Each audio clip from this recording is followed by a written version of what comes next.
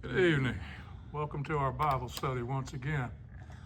Present with us tonight is Michael Bear Vernon, Mr. Matt Pierce, Pastor Norman Drummond, and yours truly, Dennis McPherson. Maybe. Not sure, I can't tell. Who wants to read to us tonight? Well, we're going to read out of Daniel chapter 2. Anybody got it already? Yeah, it's a long chapter, so maybe we can have two readers. And this is October 25, 6. October 26, 2025. Want me to read? Well, I got one thing to say. Okay. Matthew 24, verse 15 and 16. When ye therefore shall see the abomination of desolation spoken of by Daniel the prophet, stand in the holy place, and then they got it in parentheses, whoso readeth, let him understand. Let them which be in Judea flee into the mountains. So that's the one point I want to be able to extract out of this reading of Daniel. You gotta find the answer there. Okay. You know where it is in Daniel? No, we're going to find out when you start reading, though. Okay. Something you want to extract. Yes. All right. I've always wondered what that was, and this will be my first study of the book of Daniel. All right. Well, this is one of the good chapters. There's a lot of good chapters. Chapter 2. And in the second year of the reign of Nebuchadnezzar dreamed dreams, wherewith his spirit was troubled, and his sleep brake from him. This is from the King James Version. Then the king commanded to call the magicians and the astrologers and the sorcerers and the Chaldeans for to show the king his dreams. So they came and stood before the king. The king said unto them, I have dreamed a dream, and my spirit was troubled to know the dream. Then spake the Chaldeans to the king of Syriac, O king, live forever. That's the way you have to address a king. The King Nebuchadnezzar version? Yeah. Okay. O king, live forever. Tell thy servants the dream, and we will show the interpretation. The king answered and said to the Chaldeans, the thing is gone from me. If ye will not make known unto me the dream, with the interpretation thereof, ye shall be cut in pieces, and your houses shall be made a dunghill. Sometimes we call that something else. But if ye show the dream and the interpretation thereof, ye shall receive of me gifts and rewards and great honor. Therefore show me the dream and the interpretation thereof.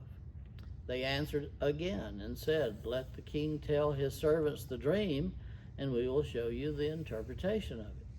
And the king answered and said, I know of certainty that ye would gain the time, because ye see the thing is gone from me. But if ye will not make known unto me the dream, there is but one decree for you. For ye have prepared lying and corrupt words to speak before me, till the time be changed. Therefore tell me the dream, and I shall know that ye can show me the interpretation thereof. The Chaldeans answered before the king and said, there is not a man upon the earth that can show the king's matter. Therefore, there is no king, lord, nor ruler that asks such things at any magician or astrologer or Chaldean. And it is a rare thing that the king requireth. I'm sorry, I got it now. That the king requireth. There is none other that can show it before the king, except the gods whose dwelling is not with flesh. For this cause the king was angry and very furious, and commanded to destroy all the wise men of Babylon. And the decree went forth that the wise men should be slain, and they sought Daniel and his fellows to be slain. Then Daniel answered with counsel and wisdom to Arioch, captain of the king's guard, which was gone forth to slay the wise men of Babylon. And he answered and said to Arioch, the king's captain, "Why is the decree so hasty from the king?" Then Arioch made the thing known to Daniel. And then Daniel went in, desired of the king that he would give him time, that he would show the king the interpretation. Then Daniel went to his house, made the thing known to Hananiah, Mishael, and Azariah, his companions, that they would desire mercies of the God of heaven concerning this secret, that Daniel and his fellows should not perish with the rest of the wise men of Babylon.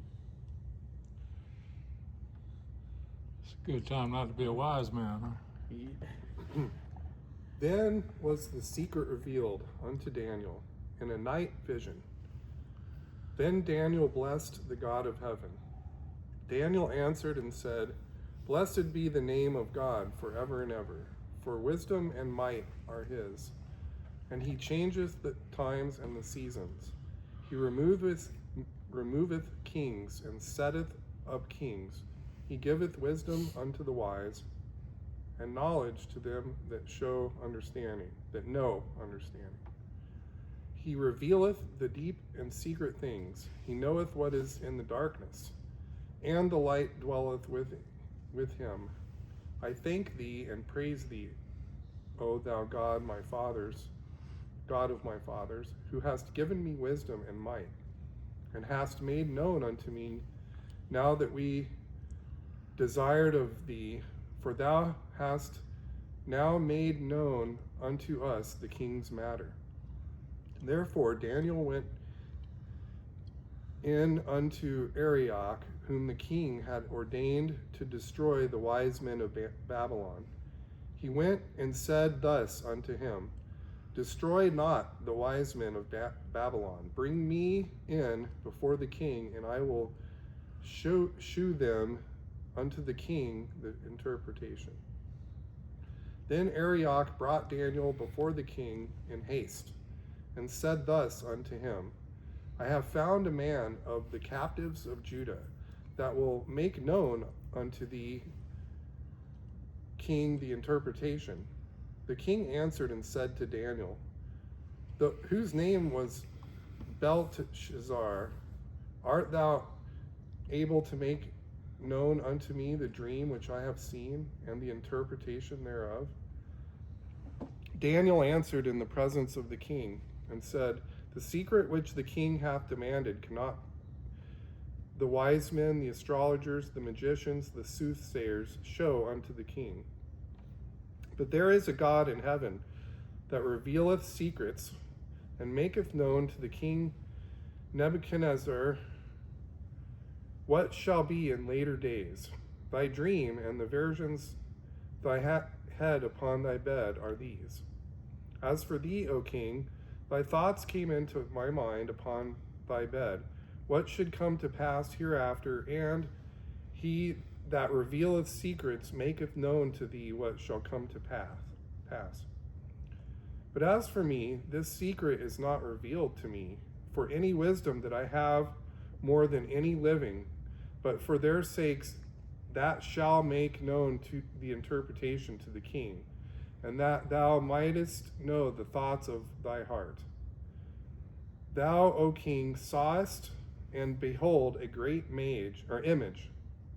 This great image, whose brightness was excellent, stood before thee, and the form thereof was terrible. The image's head was of fine gold, his breast and his arms of silver, his belly and his thighs of brass, his legs of iron, his feet of iron, and part of clay. Thou sawest till that a stone was cut out without hands, which smote the image upon his feet that were of iron and clay, and brake them into pieces. Then was the iron, the clay, the brass, the silver, and the gold broken to pieces together and became like the chaff of the summer threshing floors, and the wind carried them away, that no place was found for them. And the stone that smote the image became a great mountain and filled the whole earth. This is the dream, and we will tell the interpretation thereof before the king. Thou, O king, art a king of kings, for the God of heaven hath given thee a kingdom, power, and strength, and glory. And whosoever the children of men dwell, the beasts of the field, and the fowls of the heaven, hath he given into thine hand, and hath made thee ruler over them all. Thou art this head of gold. And after thee shall arise another kingdom, inferior to thee, and another third kingdom of brass, which shall bear rule over all the earth. And the fourth kingdom shall be strong as iron. For as much as iron breaketh in pieces, and subdueth all things, and as iron that breaketh all these, shall it break in pieces and bruise. And whereas thou sawest the feet and toes, part of potter's clay, and part of iron, the kingdom shall be divided, but there shall be in it of the strength of the iron, for as much as thou sawest the iron mixed with miry clay. And as the toes of the feet were part of iron and part of clay, so the kingdom shall be partly strong and partly broken. And whereas thou sawest iron mixed with miry clay, they shall mingle themselves with the seed of men. But they shall not cleave to one another, even as iron is not mixed with clay. And in these days of these kings shall God of heaven set up a kingdom, which shall never be destroyed. And the kingdom shall not be left to other people, but it shall break into pieces and consume all these kingdoms, and it shall stand forever. Forasmuch as thou sawest that the stone was cut out of the mountain without hands, and that it brake in pieces the iron, the brass, the clay, the silver, and the gold, the great God hath made known to the king what shall come to pass thereafter. And the dream is certain, and the interpretation thereof sure. Then King Nebuchadnezzar fell upon his face and worshipped Daniel, and commanded that they should offer an oblation and sweet odors unto him. The king answered unto Daniel and said, Of a truth it is, that your God is a God of gods and Lord of kings, and a revealer of secrets, seeing thou couldst reveal this secret.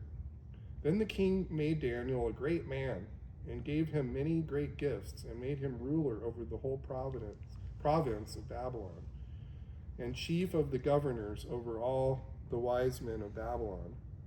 Then Daniel requested of the king, and he set Shadrach, Meshach, and Abednego over the affairs of the province of Babylon, but Daniel sat in the gate of the king.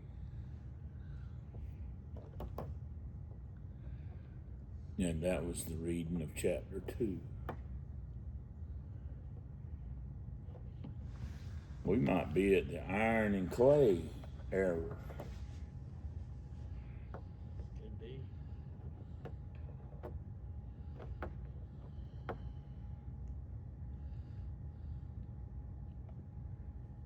So Nebuchadnezzar saw it all. Even Christ is coming. God's kingdom set up. And that's that city we saw coming out in the book of Revelation. Yeah. Maybe. You know, I wonder, what if?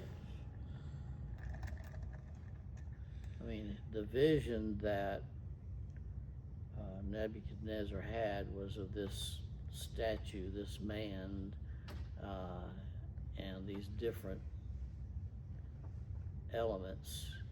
Daniel said that he, Nebuchadnezzar, Was gold. was the gold head. which really, if you think about the age of man, the statue representing man, how did man start off? As dirt. Right. The Stone Age began the age of man, followed by the the Bronze Age. No, the Iron Age. You go from the Stone Age to the Iron Age. Stone Age ends as soon as they developed iron. Iron Age, then the Bronze Age, then the Silver Age, then the Golden Age. If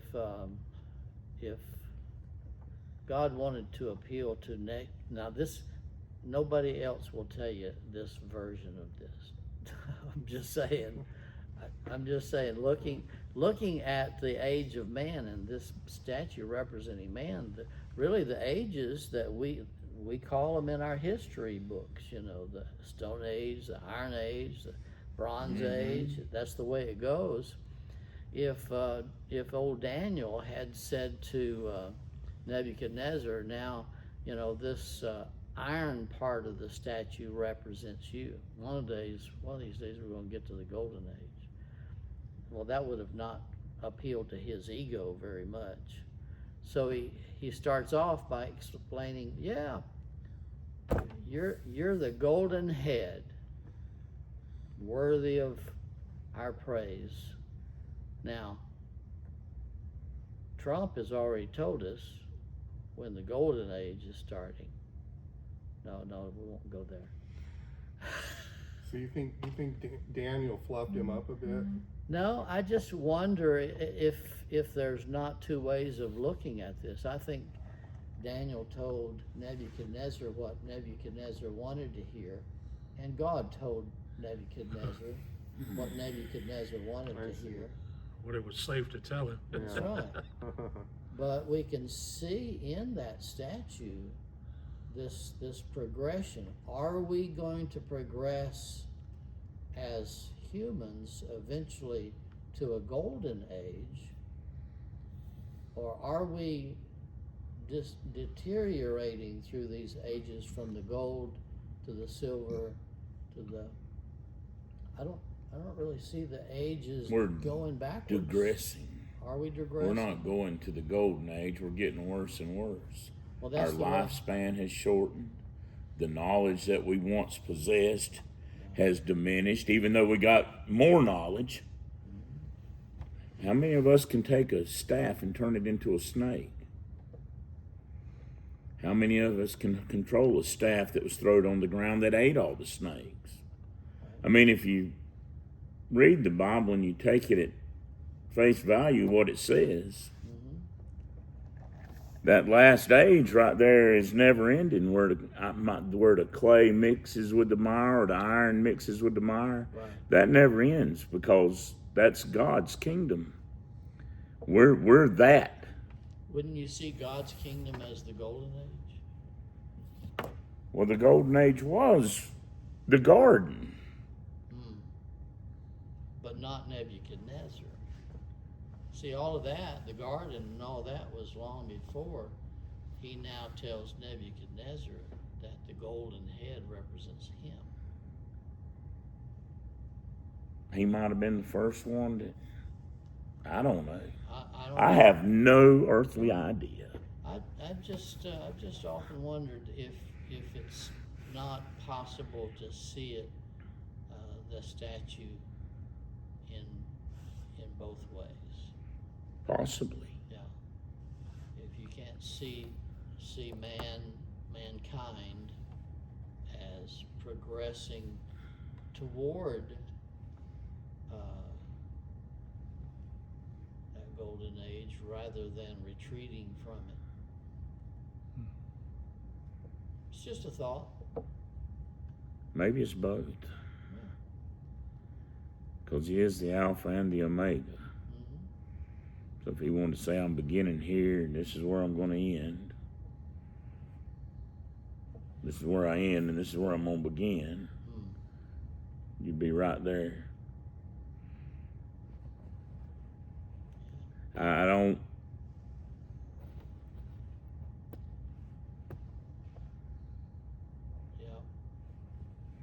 hard. Old Nebuchadnezzar was pretty impressed. He fell down and started worshiping Daniel.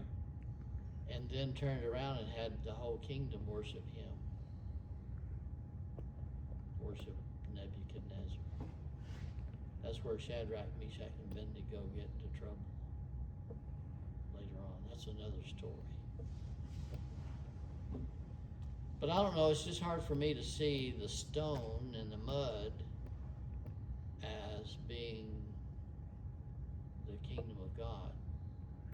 And in these days of these kings shall the God of heaven set up a kingdom which shall never be destroyed, and the kingdom shall not be left to other people, but it shall break in pieces and consume all these kingdoms, and it shall stand forever. For as much as thou sawest the stone was cut out of the mountain without hands, and that it brake in pieces, the iron, the brass, the clay, the silver, and the gold, the great God hath made known to the king what shall come to pass hereafter.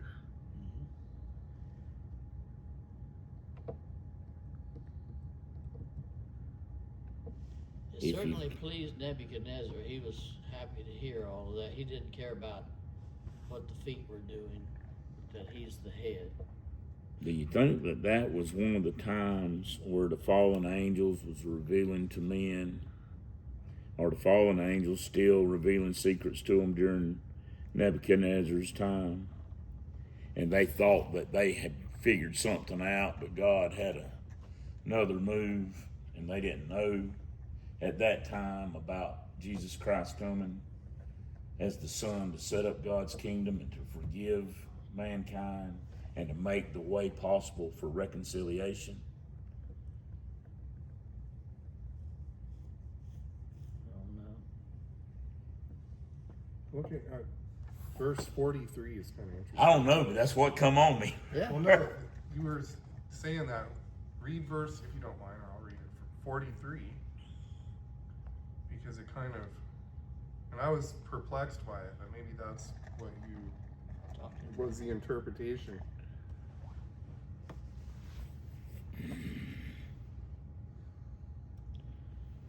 I don't know, what's it say?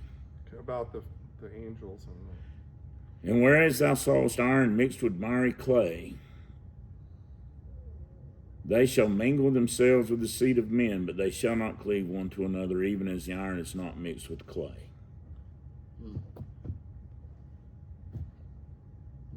I mean, what you were saying could be an interpretation of that potentially. Could have been why the book of Enoch was one of the first books we read. And not to be scared of it, or not to use it in a negative light to condemn anything that is spoken in the Bible.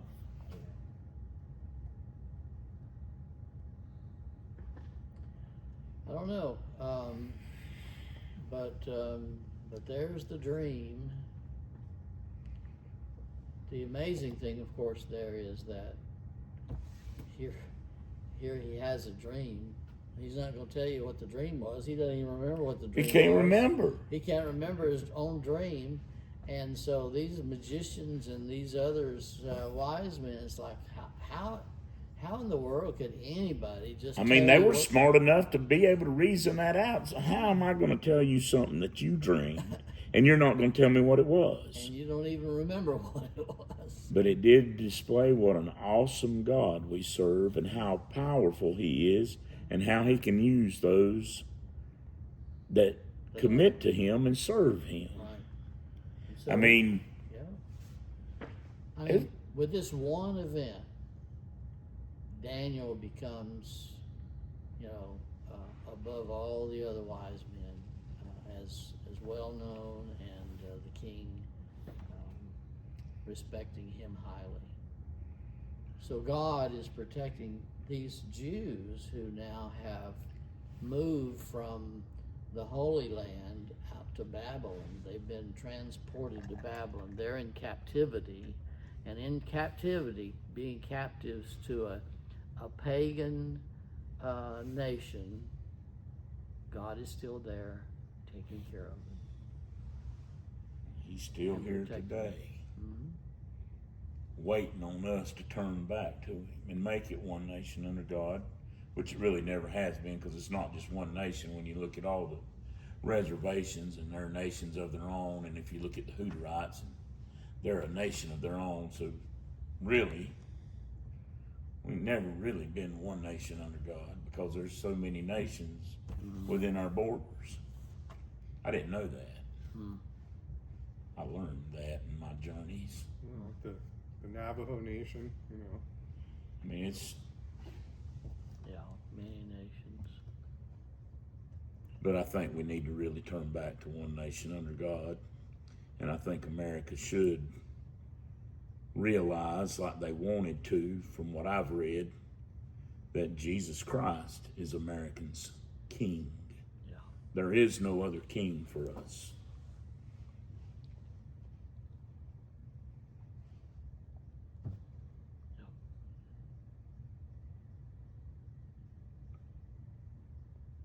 Well, that was pretty good.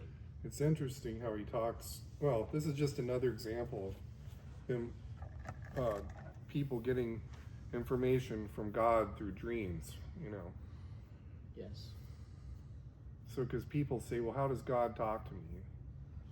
And people always say, you know, listen to God, listen to what he's telling you. And that's one way I think he communicates is in our dreams.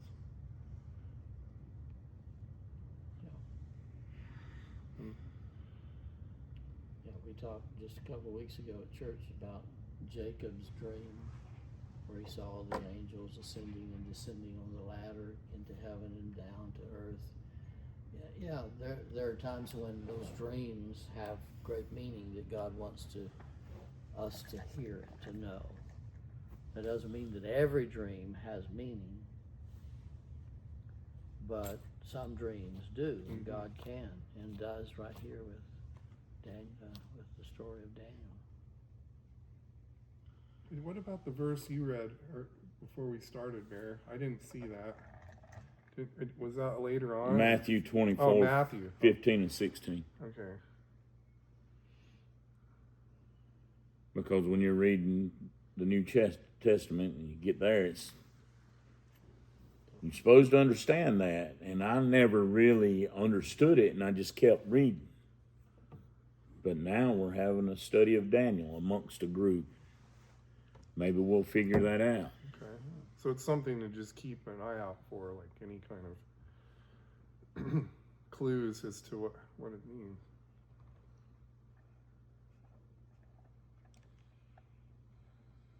You got more they want to say before we turn off the video?